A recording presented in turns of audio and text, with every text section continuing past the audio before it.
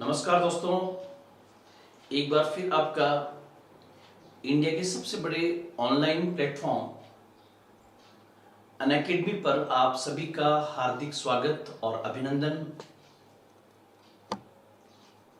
आज हम आधुनिक भारत के इतिहास को ही आगे करने जा रहे हैं। कल की क्लास में मैंने बहुत बेहतर तरीके से आपके सामने विश्लेषण किया था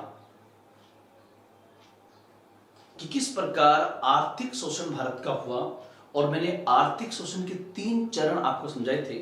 वणिकवाद, मुक्त व्यापारिक पूंजीवाद और वित्तीय पूंजीवाद। और उसके बाद एक क्वेश्चन हमने रेलवे पर बढ़िया सा किया था कि अंग्रेजों ने भारत में रेलवे का इन्वेस्टमेंट क्यों किया। आज आधुनिक भारत के इतिहास में उसी के आगे हम ले रहे हैं और आज की हेडिंग जो है वो अगेन हमारी होगी बंगाल के गवर्नर जनरल।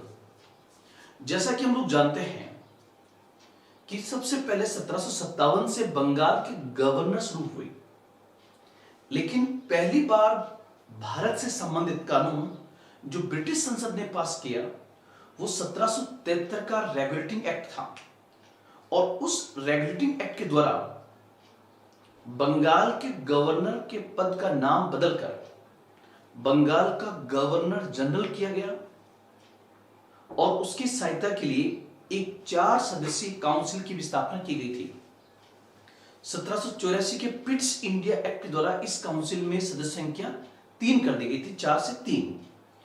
और 1786 का जो अधिनियम था उसमें क्योंकि टोटल मेंबर फिर 4 हो जाएंगे काउंसिल में, वाइसरॉय सहित, गवर्नर जनरल सहित, तो गवर्नर जनरल चाहता तो 1786 के बाद काउंसिल के किसी निर्णय को रद्द भी कर सकता था। तो सबसे पहले जो बंगाल के गवर्नर जनरल हम पढ़ते हैं उसमें पहला गवर्नर जनरल था वारेन हेस्टिंग। उससे पहले वो बंगाल का अंतिम गवर्नर था। हमने बहुत बेहतर तरीके से वारेन हेस्टिंग की पूरी क्लास ले रखी। उसके बाद सर जॉन मैकफर्सन जो था वो बेसिकली एक कार्यवाहक गवर्नर जनरल था जो वारेन हेस्टिंग्स और लॉर्ड कॉर्नवालिस के मध्य था। इसके कार्यकाल की कोई विशेष घटना नहीं है, लेकिन फिर भी कई बार अगर यूपीएससी में या यूपीपीसीएस में या गुजरात पीसीएस में या आरएस में अगर कालानुक्रम का कोई क्वेश्चन पूछे तो वहां पर एग्जाम में ऐसा आ सकता है। Sir John Macpherson.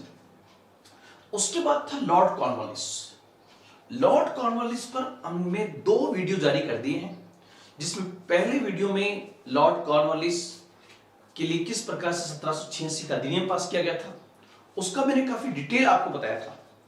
और उसके बाद स्थायी बंदोबस्त का पूरा बताया, भारत में सिविल सेवा का संस्थापक, भारत में पुलिस सेवा का संस्थापक, भारत में न्यायिक व्यवस्था को बेहतर रूप देने वाला, कॉर्नवालिस संहिता प्रदान करने वाला और पृथक्करण का सिद्धांत देने वाला लॉर्ड कॉर्नवालिस था। लॉर्ड कॉर्नवालिस 2 बार आया, एक 1786 से 93 और फिर दूसरी बार वो 1805 में आया। 1805 में गाजीपुर में उसका निधन हो गया, वहीं पर उसका मकबरा है। आपसे पूछे कि निम्नलिखित में से किस प्रथम गवर्नर जनरल का निधन भारत में हो गया था जिसका मकबरा गाजीपुर में है, तो उत्तर क्या होगा? Lord Cornwallis. उसके बाद लॉर्ड कॉर्नवालिस के बाद में सर जॉन सॉर। इसके कार्यकाल में कोई विशेष घटना नहीं है, स्पेशली एक तो आएगा 1793 का एक्ट, दूसरा होगा हस्तक्षेप की नीति और तीसरा एक बार क्वेश्चन पीसीएस में पूछा गया है खारदा का युद्ध। जो खारदा का युद्ध हुआ है वो 1795 में मराठा और निजाम के बीच में हुआ था। ये घटना इसके काल की है। उसके बाद में एक कार्यवाहक गवर्नर जनरल आता है सर एलर्ड क्लार्क के नाम से।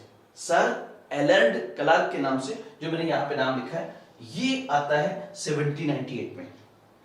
ये भी कार्यवाहक था। उसके बाद लॉर्ड वेलेस्ली के कार्यकाल को मैंने आपको पिछले वाली वीडियो में पढ़ा दिया है। लॉर्ड वेलेस्ली के काल की 2 प्रमुख घटनाएं थी, या 2-3 आप मान लीजिए। नंबर 1, 1803 में इसी के समय ईस्ट इंडिया कंपनी ने दिल्ली पर नियंत्रण स्थापित कर दिया। नंबर 1। नंबर 2, इसी के समय द्वितीय आंग्ल मराठा युद्ध हुआ था, सेकंड एंग्लो मराठा वार जो मैंने डिस्कस किया था, और तीसरा और सबसे महत्वपूर्ण लॉर्ड वेलेस्ली के टाइम की आधे घंटे तक हमने चर्चा की थी, वो थी सहायक संधि प्रणाली। उसको आप इससे पहले वाले वीडियोस में देख सकते हैं, जो मैंने बिल्कुल क्लियर कर दिया कि उसका ऑब्जेक्ट क्या था। तो यहां तक हम पहुंचे, Warren Hastings, sir John Macpherson, lord Cornwallis, sir John Shore, sir Alured Clarke और लॉर्ड वेलेस्ली। तो आप चाहें तो इसका पूरा जो है एक इस पार्ट का एक स्क्रीनशॉट ले सकते हैं इसका एक स्क्रीनशॉट ले सकते हैं, और उसके बाद में लॉर्ड कॉर्नवालिस जो है वो बेसिकली बंगाल का गवर्नर जनरल बनकर आया।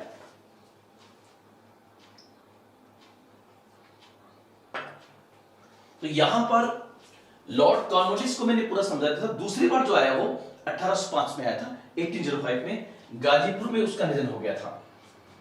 उसके बाद में सर जॉर्ज बॉर्लो आया था। सर जॉर्ज बार्लो जो है ये बेसिकली 1805 से 1807 था, बंगाल का गवर्नर जनरल बन के आया था।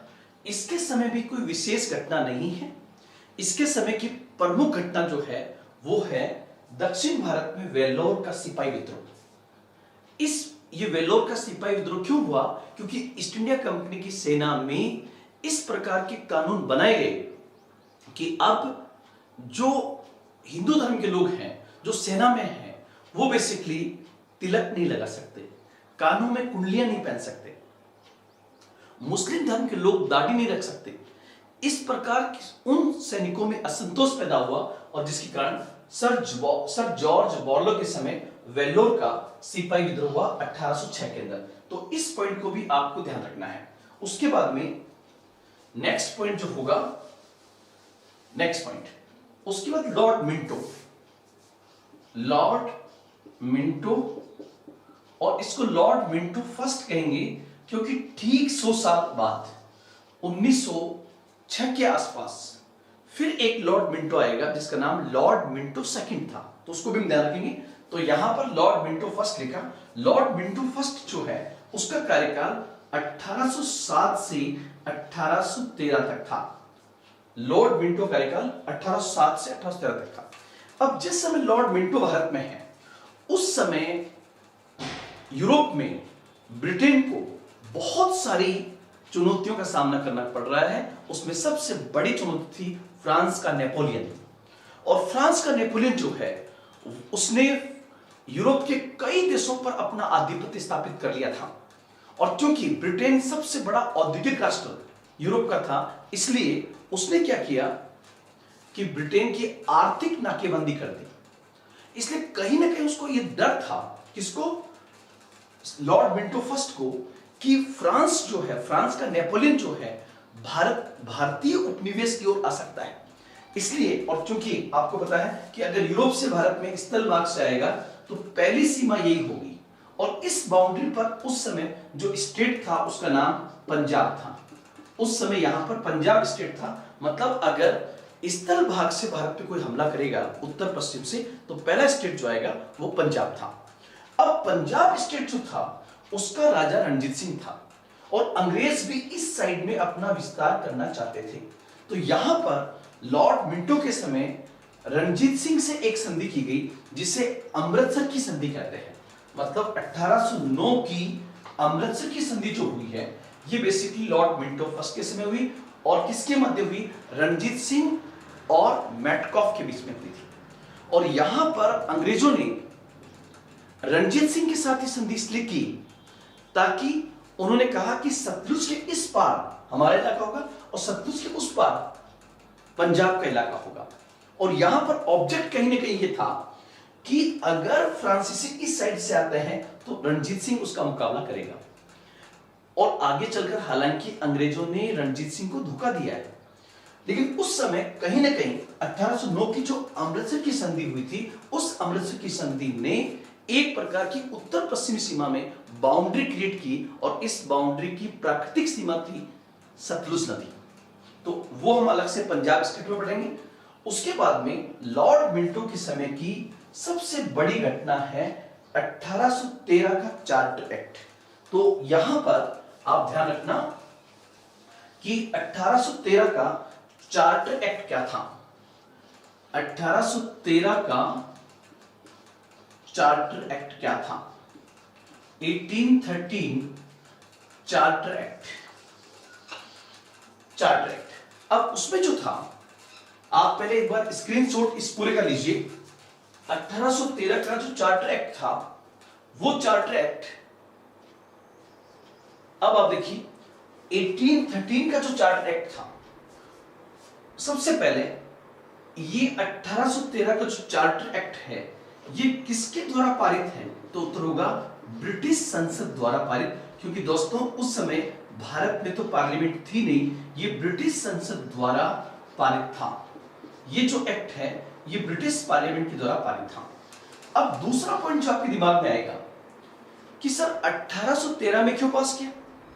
तो यहां पर आप लोग ध्यान रखना कि पहली बार ब्रिटिश ईस्ट इंडिया कंपनी को ब्रिटिश संसद ने रेगुलेट किया 1773 में, और 1773 में कहा था कि कंपनी को 20 वर्ष भारत में और दिए जाते हैं।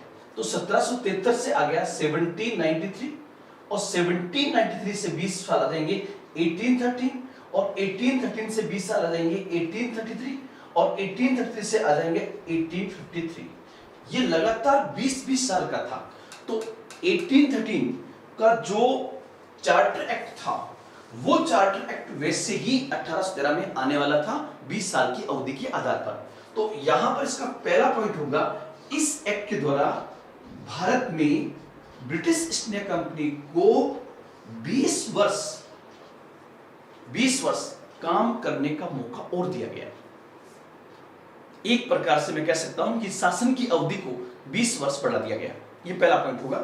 दूसरा पॉइंट, और शायद सबसे इंपॉर्टेंट पॉइंट है कि 1813 की चार्टर एक्ट के द्वारा कंपनी का 1813 के चार्टर एक्ट के द्वारा कंपनी का व्यापारिक एकाधिकार समाप्त कर दिया गया। व्यापारिक एकाधिकार समाप्त कर दिया गया। अब आपके दिमाग में आएगा कि सर ये पॉइंट हमें समझ में नहीं आया, कंपनी के व्यापारिक एकाधिकार को समाप्त करने का मतलब क्या है? यहां पर कंपनी के व्यापारिक एकाधिकार को समाप्त करने का मतलब क्या है? तो मतलब ये है कि जब ये कंपनी 1599 में स्टैब्लिश हुई, 1599 में कंपनी स्टैब्लिश हुई 1599 में, तो 1599 में स्टैब्लिश हुई और 1600 में ब्रिटिश महारानी ने इसे भारत में व्यापार करने का जो अधिकार दिया। 1600 में ब्रिटिश महारानी ने इस कंपनी को पूरब के साथ व्यापार करने का एकाधिकार दिया। अर्थात इसका मतलब था कि ब्रिटेन से भारत में जाकर व्यापार करने का अधिकार केवल ईस्ट इंडिया कंपनी के पास में होगा। किस साइड से? ब्रिटेन से। वो अधिकार कब मिला था? 1600 के अंदर। इसलिए कंपनी 1600 से लेकर लगातार 1813 तक बिना किसी रुकावट के ब्रिटेन से भारत में व्यापार का अधिकार केवल और केवल कंपनी के पास में था। इसी कहते हैं trade monopoly of east India company. आपसे प्री एग्जाम के पॉइंट से पूछे कि किस अधिनियम के द्वारा पहली बार भारत में कंपनी के मतलब ईस्ट इंडिया कंपनी के व्यापारिक एकाधिकार को समाप्त कर दिया गया, तो उत्तर होगा 1813 का चार्टर एक्ट। लेकिन दो अधिकार कंपनी के अब भी बने रहे, और वो दो अधिकार जो कंपनी का रहा, एक तो चाय पर कंपनी का एकाधिकार बना रहा। चाय पर एकाधिकार, एक जो पॉइंट आपको जानना है कि कंपनी का किस पर अधिकार बना रहा, तो चाय पर, मतलब चाय का व्यापार केवल कंपनी के पास रहेगा। और दूसरा चीन के साथ व्यापार करने का अधिकार केवल ईस्ट इंडिया कंपनी के पास में था। तो ये दो अधिकार कंपनी के पास बने रहे, बाकी कंपनी के तमाम व्यापारिक एकाधिकार समाप्त कर दिए गए। अब आपके दिमाग में आएगा कि सर प्लीज इसका उत्तर बताएं कि कंपनी का व्यापारिक एकाधिकार ब्रिटिश संसद ने क्यों खत्म किया। तो इसके लिए आपको मेरे पीछे वाला वीडियो देखना पड़ेगा, और उसमें क्या कहा था मैंने। नंबर 1, 1773 में पहली बार कंपनी को ब्रिटिश संसद ने नियमित और नियंत्रित किया, और उसके बाद लगातार कंपनी को ब्रिटिश संसद कंट्रोल कर रही है। उसी कंट्रोल का एक पार्ट यह भी है कि उसके व्यापारिक एकाधिकार को समाप्त किया गया, उसके व्यापारिक एकाधिकार को समाप्त किया गया। फिर दूसरा पॉइंट आप इसमें ध्यान रखना, जो ज्यादा इंपॉर्टेंट है कि कंपनी के व्यापारिक एकाधिकार को समाप्त क्यों किया गया। तो उसका उत्तर यह होगा कि इस समय ब्रिटेन और फ्रांस के अंदर यूरोप में जबरदस्त संघर्ष की स्थिति थी, और उस समय फ्रांस का शासक नेपोलियन था, और नेपोलियन ने ब्रिटिश औद्योगिक उत्पादों को यूरोप के विभिन्न क्षेत्रों में रोकने के लिए उसने कॉन्टिनेंटल ब्लॉक कर दिया। मतलब उसने आर्थिक नाकेबंदी पूरे महाद्वीप में कर दी, ताकि ब्रिटिश वस्तुएं यूरोप के अन्य देशों में न पहुंच सके। इसी को कहते हैं कॉन्टिनेंटल ब्लॉक। वापस में रिपीट कर रहा हूं, जिस समय लॉर्ड मिंटो था और 1813 का चार्टर एक्ट आया गया है, उस समय फ्रांस का शासक नेपोलियन था, और ब्रिटेन और फ्रांस में जबरदस्त संघर्ष चल रहा था। इस क्रम में ब्रिटेन को कमजोर करने के लिए नेपोलियन ने यूरोप में एक प्रकार की आर्थिक नाकेबंदी कर दी, जिसको हम कहते हैं कॉन्टिनेंटल ब्लॉक, जिसके कारण अब यूरोप में ब्रिटेन के व्यापारी अपने औद्योगिक उत्पादों को यूरोप के बाजारों में पहुंचा नहीं पा रहे थे। इसलिए कहते हैं कि ब्रिटेन के तमाम व्यापारी इकट्ठे होकर ब्रिटिश सरकार के पास गए, और साथ ही साथ उनको इस बात का पता भी था कि भारत संबंधी एक्ट पास होने वाला है, जिसके 20 साल लगभग पूरे हो रहे हैं। तो ब्रिटिश सरकार कहीं ना कहीं ईस्ट इंडिया कंपनी को नियंत्रित भी करना चाहती थी, और साथ ही साथ उस समय की यूरोप में ब्रिटेन की स्थिति इस प्रकार से थी कि आर्थिक नाकेबंदी के कारण ब्रिटेन के अन्य व्यापारी अपना सामान यूरोप में नहीं बेच पा रहे थे, इसलिए नए बाजार की जरूरत थी। यहां पर 1813 के चार्टर एक्ट में यह प्रोविजन किया गया कि अब ईस्ट इंडिया कंपनी का व्यापारिक एकाधिकार समाप्त किया जाता है, और ब्रिटेन से भारत में जाकर कोई भी व्यापार कर सकता है। अर्थात भारतीय बाजार को ईस्ट इंडिया कंपनी के अलावा तमाम ब्रिटिश कंपनियों के लिए खोल दिया गया, ताकि उन्हें नए बाजार की प्राप्ति कर सके या हो सके। इसलिए कंपनी के व्यापारिक एकाधिकार को समाप्त किया गया। मतलब कंपनी के व्यापारिक एकाधिकार को समाप्त करने के पीछे 2 पॉइंट ध्यान रखना। एक तो ब्रिटिश ईस्ट इंडिया कंपनी को ब्रिटिश संसद नियंत्रित भी करना चाहती थी, दूसरा नेपोलियन के द्वारा जो कॉन्टिनेंटल ब्लॉक किया गया था, उससे ब्रिटिश व्यापारियों को बहुत बड़ा लॉस हो रहा था। उन्हें एक नए बाजार की आवश्यकता थी, और वो बाजार भारत बन सकता था, लेकिन चूंकि भारत के व्यापार पर कंपनी का व्यापारिक एकाधिकार था, इसलिए ब्रिटिश संसद ने कंपनी के व्यापारिक एकाधिकार को समाप्त कर दिया। तो 2 पॉइंट ध्यान रखना। 1813 के चार्टर एक्ट के द्वारा कंपनी की भारत में व्यापार और शासन की अवधि को 20 वर्ष बढ़ा दिया गया। कंपनी का व्यापारिक एकाधिकार समाप्त कर दिया गया। अब भारत जाकर कोई भी ब्रिटिश व्यापारी व्यापार कर सकता है। कंपनी को ज्यादा लॉस ना हो, इसलिए उसके 2 एकाधिकार बने रहे, एक तो चाय पर एकाधिकार और एक चीन के साथ व्यापार पर। यहां पर आपके दिमाग में एक चीज आएगी कि सर, जब कंपनी के व्यापारिक एकाधिकार को समाप्त किया गया तो क्या कंपनी ने विरोध नहीं किया? यस, कंपनी विरोध कर रही थी, लेकिन कंपनी को इस बात का पता था कि ब्रिटिश संसद अब नियंत्रित करेगी, और साथ ही साथ कंपनी को इस बात का पता था कि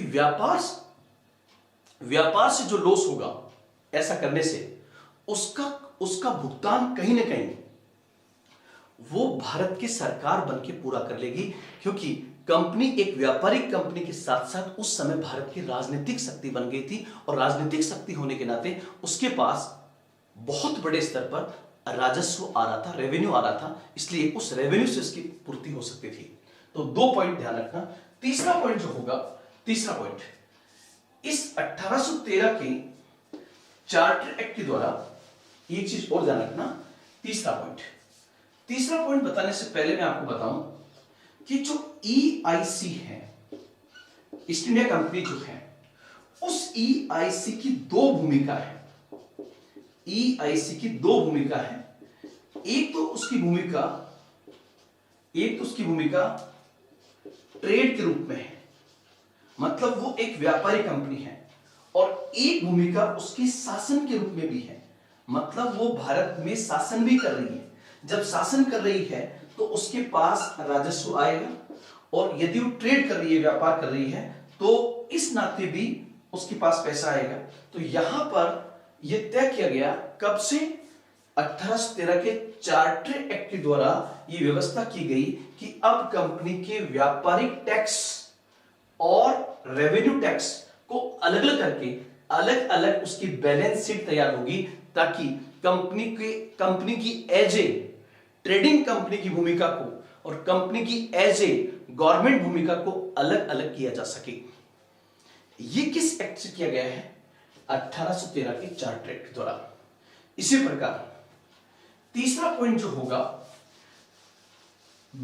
1813 के चार्टर एक्ट का, वो था इस एक्ट के द्वारा भारत में जो कोर्ट एस्टेब्लिश किए गए थे, जो न्यायपालिका स्थापित की गई थी, जो पहले से चल रही है, उस न्यायपालिका को यह अधिकार दिया गया कि वो अब भारतीयों की सुनवाई के साथ साथ ब्रिटिश या यूरोपियन कोई अपराध करता है तो उसकी भी सुनवाई वो कर सकती है। यह अधिकार भी इसके द्वारा दिया गया। और एक पॉइंट आपका होगा कि इसी के द्वारा जो ब्रिटिश मिशनरियां थी, ब्रिटिश ईसाई मिशनरियां जो थी ना, उन ईसाई मिशनरियों को भारत में प्रचार करने का आधिकारिक आदेश दिया, ऑफिशियल ऑर्डर दिया गया। किस एक्ट के द्वारा ब्रिटिश ईसाई मिशनरियों को भारत में प्रचार करने का आधिकारिक ऑफिशियल ऑर्डर दिया गया? तो 1813 का चार्टर एक्ट। और एक पॉइंट आएगा कि वो कौन सा एक्ट था जिसके द्वारा पहली बार ब्रिटिश संसद ने भारत में शिक्षा के लिए प्रतिवर्ष 1 लाख रुपए के कोष का प्रबंधन किया। 1 लाख रुपए के कोष का प्रबंधन जो है वो किस एक्ट के द्वारा किया गया था? तो आपका उत्तर होगा 1813 का चार्टर एक्ट। तो आप दोस्तों इस बात को ध्यान रखना कि 1813 का चार्टर एक्ट भारत के संवैधानिक विकास के इतिहास में महत्वपूर्ण स्थान रखता है। इस एक्ट के द्वारा भारत में ईस्ट इंडिया कंपनी की अवधि को 20 वर्ष और बढ़ा दिया गया, नंबर 1। नंबर 2, कंपनी के व्यापारिक एकाधिकार को समाप्त कर दिया गया, और अब ब्रिटेन से भारत में आकर कोई भी ब्रिटिश व्यापारी या कंपनी व्यापार कर सकती थी। केवल ईस्ट इंडिया कंपनी का 2 चीजों पर अब भी एकाधिकार था, वो था चाय का व्यापार और चीन के साथ व्यापार। तीसरा, इसी एक्ट के द्वारा कोर्ट को यह अधिकार दिया गया कि वह भारतीयों के साथ साथ अब ब्रिटिश अपराधियों या यूरोपियन अपराधियों की सुनवाई भी कर सकती है। इसी एक्ट के द्वारा ब्रिटिश ईसाई मिशनरियों को भारत में प्रचार करने का आधिकारिक अधिकार दिया गया, आधिकारिक आदेश दिया गया कि आप कर सकते हैं ऐसा। साथ ही साथ इसी एक्ट के द्वारा पहली बार भारत में 1 लाख रुपए, 1 लाख का फंड उस जमाने में बहुत बड़ा था, 1 लाख का फंड शिक्षा के लिए आवंटित किया गया, जिसके पीछे का छुपा हुआ उद्देश्य था एक एकीकृत बाजार तैयार करना ब्रिटिश उत्पादों के लिए, ताकि एक ऐसा वर्ग पाश्चात्य शिक्षा से तैयार किया जा सके, वेस्टर्न एजुकेशन से, जो दिखने में भले भारतीय हो लेकिन सोचने समझने के दृष्टिकोण से अंग्रेजों जैसा हो। इसलिए 1813 के चार्टर एक्ट में ऐसी व्यवस्था की गई। अब जैसे क्वेश्चन आपके पास में ये आता है, आपके पास क्वेश्चन ये आए मुख्य परीक्षा, प्री के पॉइंट से मैंने जितने भी पॉइंट है बता दिए हैं। प्री के पॉइंट से क्वेश्चन कैसे आएगा कि निम्नलिखित में से कौन से बिंदु 1813 के चार्टर एक्ट से संबंधित हैं? 1 2 3 4 सही उत्तर है 1 2 3 2 3 4 1 3 4 1 2 3 4। तो आपको एग्जैक्टली वो पॉइंट्स पता होने चाहिए। फिर उसके बाद में या फिर इंडिविजुअली क्वेश्चन आ सकता है, या फिर यह भी प्रश्न आपसे पूछा जा सकता है कि 1813 के चार्टर एक्ट के समय भारत में बंगाल का गवर्नर जनरल कौन था? यह भी प्रश्न पूछा जा सकता है। तो मैंने बता दिया उस समय गवर्नर जनरल लॉर्ड मिंटो था। मिंटो भी दो है, एक 1900 के आसपास आएगा 1905 के बाद में, और एक आएगा 1800 में। तो 1807 से 1813 तक जो है वो लॉर्ड मिंटो फर्स्ट है। तो ये चीज ध्यान रखना। और एक 1813 के आसपास जितने चेंजेस हुए हैं उन चेंजेस में एक बड़ी भूमिका फ्रांस के शासक नेपोलियन की है, जो लगातार यूरोप में ब्रिटेन को परेशान कर रहा था। उस समय अगर ब्रिटिश सत्ता को किसी ने चुनौती दी तो नेपोलियन था। तो उसको भी हम यहां पर ध्यान रखेंगे। अब मेंस के पॉइंट से देखें, मुख्य परीक्षा के पॉइंट से देखें तो एक क्वेश्चन तो ये पूछे, क्वेश्चन नंबर 1, 1813 के चार्टर एक्ट की प्रमुख प्रावधान क्या थे? Important provisions of the act of 1830। 1813 के चार्टर एक्ट के प्रमुख प्रावधान क्या थे? अगर ऐसा क्वेश्चन पूछता है तो यहां पर आपको सीधा लिखना है कि ब्रिटिश संसद ने 1813 का चार्टर एक्ट पास किया, जिसके प्रमुख प्रावधान इस प्रकार थे जो मैंने बोले। लेकिन इस प्रकार के प्रश्नों की संभावना आजकल कम हो गई है, ऐसे क्वेश्चन मेंस में कम आते हैं। दूसरा क्वेश्चन आपका बन सकता है, सेकंड क्वेश्चन, 1813 की चार्टर एक्ट का विश्लेषण कीजिए। विश्लेषण एनालिसिस कहते हैं, विश्लेषण कीजिए। अगर आपको इसका एनालिसिस करना हो, विश्लेषण करना हो, तो विश्लेषण में केवल प्रोविजन नहीं आएंगे, बल्कि उसके पीछे का या उसके आगे का उद्देश्य भी बताना होता है। जैसे जब एक तो तरीका हो प्रमुख प्रावधान क्या है, तो प्रमुख प्रावधान का उत्तर तो आपको सीधा सीधा लिखना है, वहां तो डायरेक्ट आपका उत्तर आएगा। लेकिन यहां पर जब विश्लेषण आप करोगे तो विश्लेषण कैसे करोगे? ब्रिटिश संसद ने 1773 के रेगुलेटिंग एक्ट के द्वारा पहली बार ब्रिटिश ईस्ट इंडिया कंपनी को भारत में पहली बार नियमित और नियंत्रित किया गया था। और 1773 के रेगुलेटिंग एक्ट में यह प्रावधान था कि वो 20 वर्ष बाद पुनः कंपनी की समीक्षा करेगी। अतः उसी क्रम में 1773 के बाद 1793 और 1793 के बाद 1813 में 20 वर्ष के बाद पुनः कंपनी के व्यापार और उसकी भारत में शासन की समीक्षा इस एक्ट के द्वारा की गई। एवं यहां पर यह गौर करने वाला बिंदु है कि 1773 के बाद लगातार ब्रिटिश संसद ईस्ट इंडिया कंपनी पर अपना नियंत्रण बढ़ा रही थी, और जिस क्रम में कंपनी पर नियंत्रण बढ़ा रही थी उसी क्रम में कंपनी का भारत में भौगोलिक विस्तार भी बढ़ रहा था। अतः इस एक्ट के द्वारा कंपनी पर नियंत्रण और अधिक बढ़ा दिया गया। इस एक्ट के द्वारा कंपनी को 20 वर्ष की शासन की अवधि और दी गई, परंतु कंपनी का व्यापारिक एकाधिकार समाप्त कर दिया गया, जिसका अर्थ था कि अब ब्रिटेन से भारत में जाकर कोई भी ब्रिटिश व्यापारी व्यापार कर सकता है, जिसके पीछे का उद्देश्य कंपनी के एकाधिकार को तो समाप्त करना ही करना था, साथ ही साथ नेपोलियन ने, जो फ्रांस का शासक था, ने कॉन्टिनेंटल ब्लॉक के द्वारा जिस प्रकार की ब्रिटिश उत्पादों की नाकेबंदी की, आर्थिक नाकेबंदी की, उससे ब्रिटिश व्यापारियों को काफी नुकसान हुआ था और उन्हें एक नए बाजार की तलाश थी। उस बाजार के रूप में उन्हें भारत तक पहुंचाने के लिए कंपनी के एकाधिकार को समाप्त किया गया।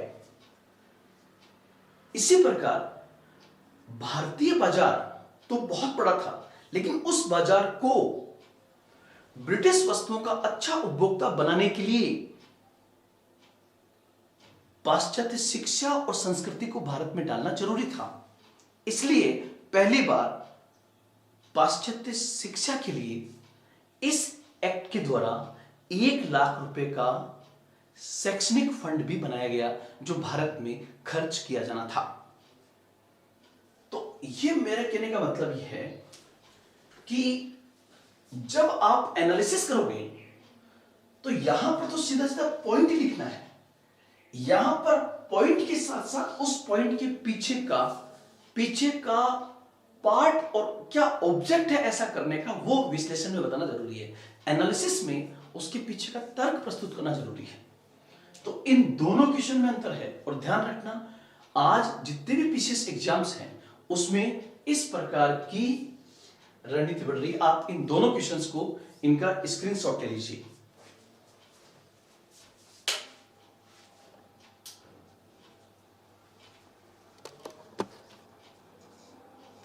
तो ये आप इसमें ध्यान रखेंगे 1813 के चार्टर एक्ट के प्रमुख प्रावधान क्या थे। और यहां पर ध्यान रखें, आधुनिक भारत के इतिहास में आपको जितना अच्छा मेंस में याद होगा उतना ही अच्छा आपका प्री का पार्ट होगा। जो केवल प्री एग्जाम फैक्चुअल पॉइंट से करके जाते हैं, ध्यान रखना, वो हर बार प्री देते हैं लेकिन पास नहीं होते हैं। और जो प्री से पहले प्री और मेंस दोनों का बहुत एनालिटिकल तैयारी करते हैं, वो प्री भी पास करते हैं, उसी साल मेंस भी पास करते हैं और बहुत बेहतर तरीके से अपना इंटरव्यू देते हैं, क्योंकि वो हर चीज का बहुत बेहतर एनालिसिस करते हैं। तो ये पॉइंट आपको 1813 की चार्टर एक्ट में ध्यान में रखने हैं। ये जो पॉइंट्स आपके होंगे ये 1813 के चार्टर एक्ट में ध्यान रखने हैं। अब हम उसके आगे चले, और लॉर्ड मिल्टो के बाद था लॉर्ड हेस्टिंग्स। लॉर्ड हेस्टिंग्स जो था, ये बेसिकली लॉर्ड हेस्टिंग्स जो था ये बंगाल का गवर्नर जनरल बना और ये लगभग 10 साल तक था। इसका टाइमिंग जो है ये 1813 से 1823 है। अब हम इसके कार्यकाल की घटनाएं देखें तो इसके कार्यकाल की एक घटना है पिंडारी। एक घटना है पिंडारी। लॉर्ड हेस्टिंग जो है महाराष्ट्र की पिंडारी जाति का उसने जबरदस्त दमन किया। कारण क्या था कि उसका ये मानना था कि अगर भारत में मराठों को कमजोर करना है तो मराठों को कमजोर करने के लिए पिंडारियों को कमजोर करना जरूरी है, क्योंकि पिंडारी जो है वो मराठों के अवैतनिक सैनिक हुआ करते थे। इसलिए आपसे क्वेश्चन ये पूछे कि निम्नलिखित में से किस गवर्नर जनरल ने अपने समय पिंडारियों का जबरदस्त दमन किया, तो उत्तर होगा लॉर्ड हेस्टिंग। लॉर्ड हेस्टिंग ने पिंडारियों का दमन किया। तो पहला पॉइंट आपको ये ध्यान रखना है, पिंडारियों का दमन। दूसरा पॉइंट होगा कि 1813 से 23 तक पहुंचते पहुंचते आप देखोगे इधर से ये सबसे पहले बंगाल इनके पास में आया। तो बंगाल से जब ये सभी दिशाओं में बढ़ेंगे तो हर जगह इनकी कहीं ना कहीं टक्कर होगी। तो यहां से जब यहां बढ़े तो इसी समय नेपाल के साथ उनका युद्ध हुआ था। मतलब पहली बार आंग्ल नेपाल युद्ध जो है वो किसके समय हुआ? लॉर्ड हेस्टिंग के समय। और युद्ध कब हुआ? तो आंग्ल नेपाल युद्ध जो है, आंग्ल नेपाल युद्ध जो है, जिसको हम कहते हैं एंग्लो नेपाल वार, ये 1814 से लेकर 1816 के बीच में हुआ था। आंग्ल नेपाल युद्ध 1814 से 1816 के बीच में था। 1816 तक हुआ था, 1816। तो ये पॉइंट आप यहां पर ध्यान रखेंगे। अब आंग्ल नेपाल युद्ध जो हुआ, इस युद्ध में अंग्रेजों ने नेपाल को बुरी तरह से पराजित किया। अंग्रेजों ने नेपाल को बुरी तरह से पराजित किया और एक प्रकार से इस युद्ध ने नेपाल में हस्तक्षेप का मौका दे दिया। और यहां पर जो संधि हुई है उसी को कहते हैं, हम कहते हैं संगोली की संधि। और संगोली की संधि जो है ये बेसिकली 1816 में हुई है। 1860 की संगोली संधि। आपसे पूछे निम्नलिखित में से किस गवर्नर जनरल के समय प्रथम आंग्ल नेपाल युद्ध हुआ, तो उत्तर होगा लॉर्ड हेस्टिंग, जो लगभग 10 साल तक बंगाल का गवर्नर जनरल रहा, उसके समय यह संधि होती है। तो आपको संगोली की संधि का संबंध किससे है, तो उत्तर होगा लॉर्ड हेस्टिंग से। किस युद्ध से है, आंग्ल नेपाल युद्ध से है। किस संधि ने नेपाल में हस्तक्षेप करने का मौका अंग्रेजों को दे दिया, संगोली की संधि। ये पॉइंट्स यहां पर आप ध्यान में रखेंगे। उसके बाद एक तो इसमें आएगा पिंडारियों का दमन, दूसरा आंग्ल नेपाल युद्ध, और तीसरा पॉइंट आप ध्यान रखना कि मराठों, जिसको हम कहते हैं आंग्ल मराठा युद्ध। आपको पता होगा हमने इससे पहले 2 युद्ध पढ़ लिए हैं। पहला युद्ध हुआ था 1775 से 82 के बीच में, तो ऐसे 2 मराठा युद्ध पढ़ चुके हैं। तीसरा एंग्लो मराठा वार, दूसरा हुआ था 1803 से 1805 वेलेस्ली के समय, जो मैंने समझाया था। तीसरा आंग्ल मराठा युद्ध जो है, ये कौन सा होगा, तीसरा। थर्ड एंग्लो मराठा वार जो है वो बेसिकली लॉर्ड हेस्टिंग के समय हुआ। लॉर्ड हेस्टिंग ने मराठों को कमजोर करने के लिए पहले उसने किसका दमन किया, पिंडारियों का दमन किया, जो मराठों का सहयोग करते थे। और थर्ड एंग्लो मराठा वार को मैंने पहले समझा दिया है, किस युद्ध में, किस चैप्टर में, जो हमारा थर्ड वीडियो था, किसका, मराठा स्टेट का, उसमें मैंने समझाया था। और मैंने कहा था कि 1817 से लेकर 1818 के बीच में अंग्रेजों और मराठों के बीच में वार होता है। और मैंने कहा था दुर्भाग्य यह था कि उसमें मराठे अलग अलग लड़े, जैसे सिंधिया के साथ अलग संधि हुई, होलकर के साथ अलग संधि हुई, और मराठा पेशवा बाजीराव सेकंड के साथ पूना की संधि हुई थी। और उस पूना की संधि के द्वारा, पूना की संधि, इसमें सबसे इंपॉर्टेंट जो है पूना की संधि है मराठा युद्ध में, जिसमें मराठा पद को ही एक प्रकार से खत्म किया गया।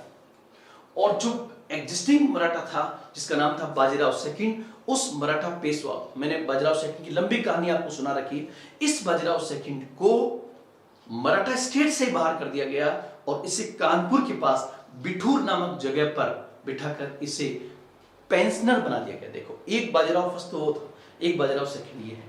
मतलब किस गवर्नर जनरल के समय मराठा स्टेट का ही लगभग अंत हो गया, तो लॉर्ड हेस्टिंग के समय। और लॉर्ड हेस्टिंग ने सिंधिया, होलकर, भोंसले, पेशवा, इन सब के साथ अलग अलग लड़ाइयां की और उनका अलग अलग पतन किया। और सबसे ताकतवर था इसमें पेशवा नाम से। बाजीराव सेकंड तो कमजोर था, क्योंकि ये तो इसी ने तो बेसिंग की संधि की थी।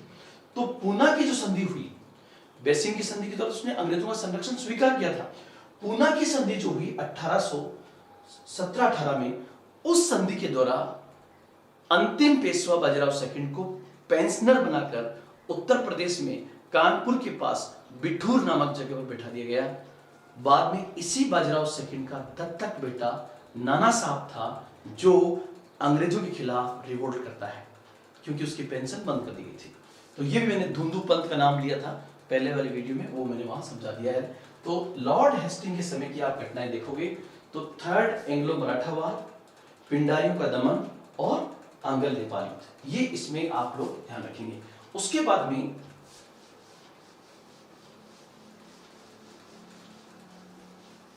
नेक्स्ट जो होगा वो आपका आएगा उसके बाद में जॉन एडम्स। जॉन एडम्स 1823 में आया, लेकिन वह अस्थायी गवर्नर जनरल था, यह कार्यवाहक गवर्नर जनरल था। उसके टाइम की कोई विशेष घटना नहीं है। उसके बाद लॉर्ड एमस्ट, उसके बाद में लॉर्ड एमस्ट। लॉर्ड एमस्ट जो है उसके समय प्रथम आंग्ल बर्मा युद्ध हुआ है। आप लोग ध्यान रखना, अंग्रेज बंगाल से इस साइड बढ़ेंगे, क्योंकि उनके पास ये बंगाल स्टेट तो है ही, इधर से नेपाल बढ़े, इधर से अवध बढ़ेंगे, इधर से हैदराबाद, मराठी, ऐसे बढ़ते हुए, तो इस साइड जब बढ़ेंगे तब उनका युद्ध होगा किसके साथ में, बर्मा के साथ। और उस समय असम के कुछ भागों पर बर्मा का अधिकार था, उसी बर्मा को आज हम कहते हैं म्यांमार। तो मैं कह रहा हूं कि यहां पर ईस्ट इंडिया कंपनी है और वो ईस्ट इंडिया कंपनी इस साइड बढ़ेगी तो उसका बर्मा के साथ वार होगा और बर्मा के सार में भी उनकी जीत होगी। और ये आंग्ल बर्मा युद्ध जो है ये 1824 से 1826 के मध्य हुआ है। कौन सा युद्ध? तो उत्तर होगा आंग्ल बर्मा युद्ध, एंग्लो बर्मा वॉर 1824 से 1826। 1824 से 1826 के बीच में आंग्ल बर्मा युद्ध होता है। और कई बार एग्जाम में क्वेश्चन पूछा गया है, निम्नलिखित में से यंदाबू की संधि ईस्ट इंडिया कंपनी ने किसके साथ की थी? तो उत्तर होगा बर्मा के साथ। बर्मा जिसे आज हम म्यांमार कहते हैं, उस बर्मा के साथ आंग्ल बर्मा युद्ध हुआ था और आंग्ल बर्मा युद्ध में अंग्रेजों ने बर्मा को पराजित किया था और पराजित करके और ये म्यांमार पर भी अपना नियंत्रण कर लेंगे। और ध्यान रखना, इस क्षेत्र से मतलब जो आज का बंगाल का क्षेत्र है, यहीं से जो मुस्लिम जाएंगे रोहिंग्या मुसलमान, जिसकी कहानी मैं अलग से आपको आईआर में समझाऊंगा कि आईआर में रोहिंग्या मुसलमान आए कहां से। अंतरराष्ट्रीय संबंधों की उस क्लास में समझाऊंगा कि रोहिंग्या मुसलमान कौन है, रोहिंग्या मुसलमानों की कहानी क्या है, वर्तमान में किस प्रकार से रोहिंग्या मुसलमान एक बहुत बड़ी शरणार्थी समस्या बनकर उभरी है और ये किस प्रकार भारत बांग्लादेश संबंधों में एक प्रकार का तनाव है। उस पूरी कहानी के लिए आप मेरा एक अलग से वीडियो देखना अंतरराष्ट्रीय संबंधों के अंदर। और यहां पर इस मुद्दे पर भी कुछ चाहिए आपको तो कमेंट करके बताइए, मैं जरूर बताऊंगा आपको, डिस्कस करूंगा मैं अपने, क्योंकि मेरी इससे जस्ट पहले जो क्लास होती है वो आपकी अंतरराष्ट्रीय संबंधों की होती है। मेरी सिर्फ आपसे इतनी विनती है कि हमारे जितने भी अनअकैडमी के वीडियोस हैं प्लीज आप उन पर लाइक कीजिए, आप उन पर कमेंट कीजिए और उसको आप अधिक से अधिक शेयर कीजिए ताकि आपकी क्लासेस जो है वो कंटिन्यू चल सके, क्योंकि हमें भी उससे एप्रिसिएशन मिलेगा, हमारा भी मनोबल बढ़ेगा। इसलिए आप लाइक और उसको कमेंट जरूर करें, उसको शेयर कीजिए ताकि व्यूज भी बढ़े, लाइक भी बढ़े। ये आपकी नैतिक जिम्मेदारी यहां पर है। तो ये 1824 से लेकर 1826 के बीच में जो आंग्ल बर्मा युद्ध हुआ था उससे जो संधि हुई उस संधि को हम कहते हैं यंदाबो की संधि। एक बार क्वेश्चन ये भी पूछा गया था, निम्नलिखित में से किस संधि के द्वारा अंग्रेजों का असम पर नियंत्रण हो गया? तो उत्तर होगा यंदाबो की संधि जो 1826 में। असम पर नियंत्रण क्यों? क्योंकि उस समय असम के बहुत सारे इलाकों पर बर्मा का अधिकार था। तो इस युद्ध में जब उन्होंने बर्मा को पराजित कर दिया तो उनका अधिकार हो जाएगा। नेक्स्ट उसके बाद में लॉर्ड एमएस के समय ही बैरकपुर का सिपाही विद्रोह हुआ था। बैरकपुर का सिपाही विद्रोह भी हुआ था और इसका मुख्य मुद्दा था कि जब कंपनी ने यह कहा कि अब भारत में जो ईस्ट इंडिया कंपनी में भारतीय सैनिक हैं उन्हें समुद्र पार यात्राओं पर भी जाना पड़ेगा। उस समय हिंदू धर्म में यह रीति रिवाज था कि समुद्र पार यात्राएं करना धर्म के खिलाफ है। इसलिए उन्होंने समझा कि हमारे धर्म के खिलाफ कि कहीं ना कहीं ये चाल हो सकती है। इसलिए 1824 के अंदर यहां पर बैरकपुर में सिपाही विद्रोह हुआ था। और ध्यान रखना, आगे चलकर बैरकपुर के अंदर मंगल पांडे, उसमें पूरी कहानियां पढ़ेंगे। 1857 का विद्रोह अब बहुत नजदीक वो विद्रोह आ रहा है, तो वहां पर पढ़ेंगे 1857 विद्रोह में क्या हुआ, क्या घटनाएं थी, वो पूरी डिटेल वहां पर हुई। नेक्स्ट उसके बाद जो है लॉर्ड एमएस्ट के बाद में, लॉर्ड एमएस्ट के बाद में जो व्यक्ति था वो था Lord William Bentinck. Lord William Bentinck और लॉर्ड विलियम बेंटिक जो था जिसका कार्यकाल 1828 से 1835 तक था। लॉर्ड विलियम बेंटिक 1828 से 1835 था। अब आप कहोगे कि सर आपने यहां पर तो 1833 तक लिख रखा है, तो ध्यान रखना 1828 से 1833 इसको आप दो भागों में डिवाइड कीजिए और 1833 से 1835 ऐसे करेंगे। मतलब क्या होगा कि 1828 से 33 तक तो था वो बंगाल का गवर्नर जनरल, वो था बंगाल का गवर्नर जनरल 1828 से 1833 तक बंगाल का गवर्नर जनरल। और 1833 का जो चार्टर एक्ट आएगा, उस चार्टर एक्ट के द्वारा बंगाल के गवर्नर जनरल का नाम बदलकर, क्योंकि अब चूंकि ईस्ट इंडिया कंपनी का पूरे भारत पर लगभग अधिकार था, तो नाम हो जाएगा भारत का गवर्नर जनरल। तो यहां पे एक शब्द आ जाएगा भारत का गवर्नर जनरल। ये पॉइंट भी आप ध्यान रखेंगे, बंगाल के गवर्नर जनरल से नाम जाएगा भारत का गवर्नर जनरल। ये पॉइंट भी आप यहां पर ध्यान रखेंगे। तो आपसे पूछिए कि बंगाल का प्रथम गवर्नर कौन था? Robert Clive.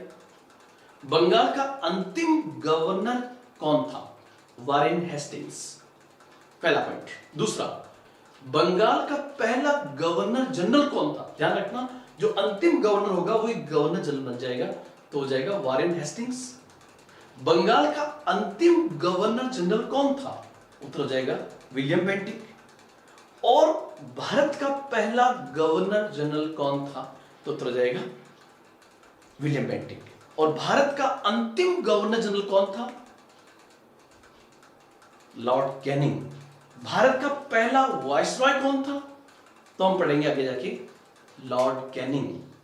वही भारत का अंतिम गवर्नर जनरल होगा और वही भारत का पहला वाइसरॉय होगा, उसको भी हम देखेंगे। तो यहां पर मैंने कहा लॉर्ड विलियम बेंटिक 1828 से 1833 तक था, ये बंगाल का गवर्नर जनरल, और उसके बाद 1833 से 35 के बीच में ये था भारत का गवर्नर जनरल। ध्यान रखना, वैसे विलियम बेंटिक एक सुधारवादी गवर्नर जनरल तो था, उसके कार्यकाल में अनेक कार्य हुए। जैसे इसी कार्यकाल में 1829 में सती प्रथा को गैर कानूनी घोषित कर दिया गया। एक पॉइंट आपको ध्यान रखना है, निम्नलिखित में से किसके समय सती प्रथा को गैर कानूनी घोषित कर दिया गया? तो इसी कार्यकाल में सती प्रथा को गैर कानूनी घोषित किया गया था। सती सिस्टम वाज डिक्लेयर्ड इलीगल। सती प्रथा को गैर कानूनी घोषित कर दिया गया था। एक तो ये, और दूसरा जो है सेकंड पॉइंट जो है, इसके बाद का दूसरा पॉइंट जो है वो आप ध्यान रखना कि इसी के समय कन्या हत्या, मतलब लड़की होते उसको मार दिया जाता था, तो कन्या हत्या को प्रतिबंधित कर दिया गया था। कन्या हत्या को इसी के समय प्रतिबंधित किया गया था। तो आपसे पूछे कि फीमेल इन्फेंटिसाइड, कन्या हत्या को किसके समय प्रतिबंधित किया गया था? तो लॉर्ड विलियम बेंटिक के समय। इसी के समय भारत में दास प्रथा को भी समाप्त किया गया। इसी के समय भारत में दास प्रथा जो है, उस दास प्रथा को भी समाप्त किया गया। तो ये पॉइंट्स भी आप यहां पर ध्यान में रखेंगे। इसी के समय दास प्रथा को भी समाप्त किया गया। एक पॉइंट और ध्यान रखना लॉर्ड विलियम बेंटिक के अंदर, कि इसके समय ही, लॉर्ड विलियम बेंटिक के समय ही तीन घटनाएं मैंने बता दी है। सती प्रथा को गैर कानूनी घोषित किया गया, कन्या हत्या को प्रतिबंधित किया गया, दास प्रथा को समाप्त कर दिया गया, ठगी प्रथा को भी समाप्त किया गया। ठगी प्रथा की समाप्ति। इसी के समय सरकारी सेवाओं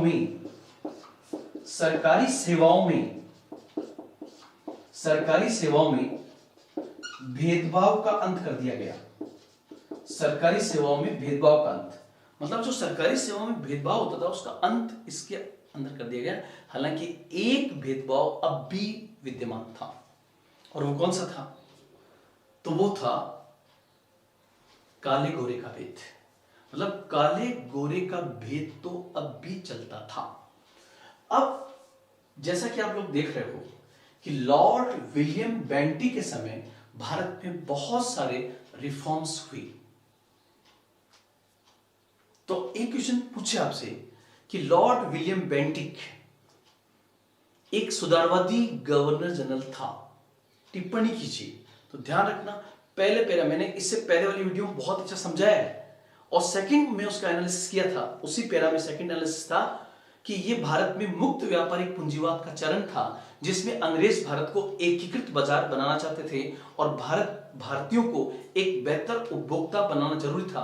अतः भारतीयों को एक बेहतर उपभोक्ता बनाने के लिए भारतीय समाज में बहुत सारे सुधार किए गए, जैसे सती प्रथा की समाप्ति, ठगी प्रथा की समाप्ति,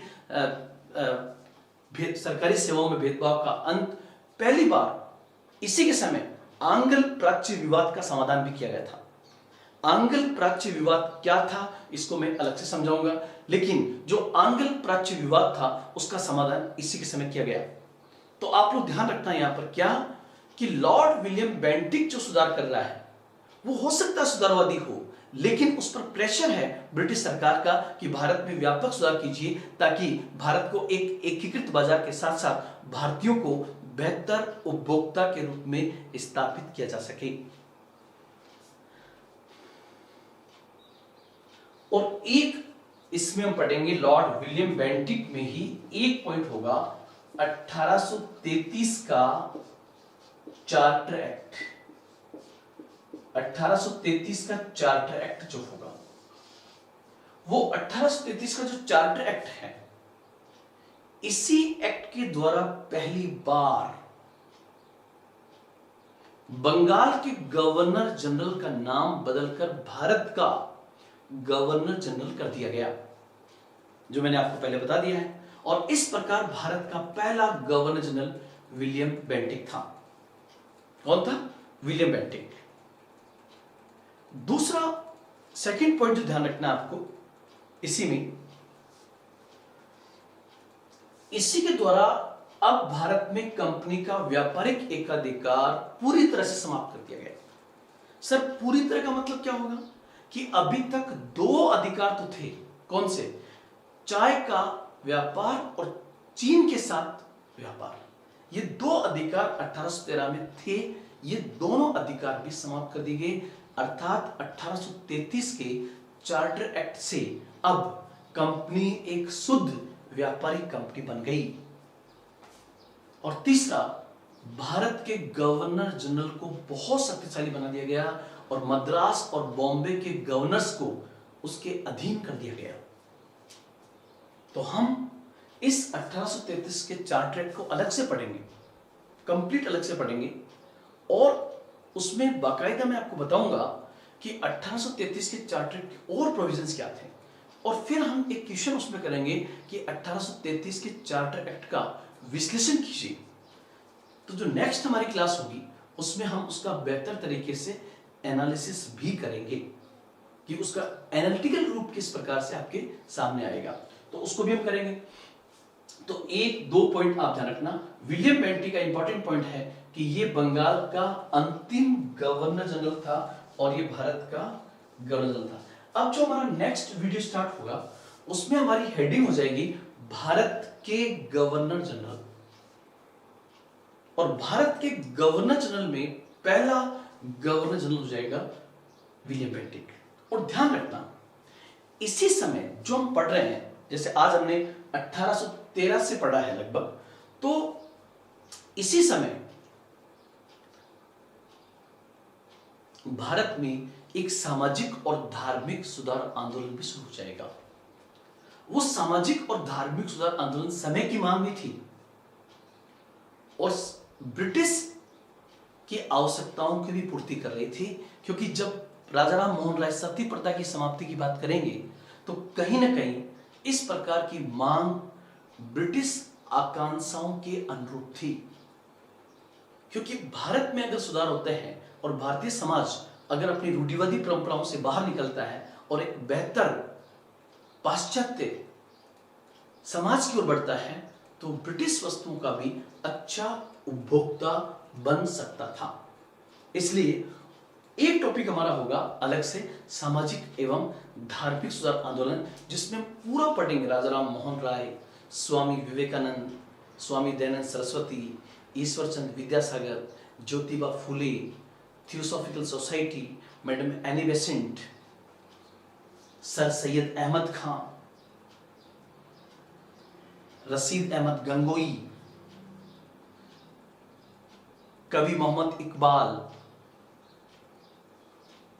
जैसे जितने भी सामाजिक और जो धार्मिक सुधार आंदोलन के नेता हैं उनके बारे में भी हम कहीं ना कहीं इस पूरे पार्ट में, मतलब 1805 के बाद के पार्ट को एक बार और कवर करेंगे। एक बार तो हमने कवर किया है कि शासन किस किस का था। अब एक हम लेंगे अलग से 2-3 क्लास, जिसमें पूरा सोशियो रिलीजियस रिफॉर्म्स मूवमेंट होगा।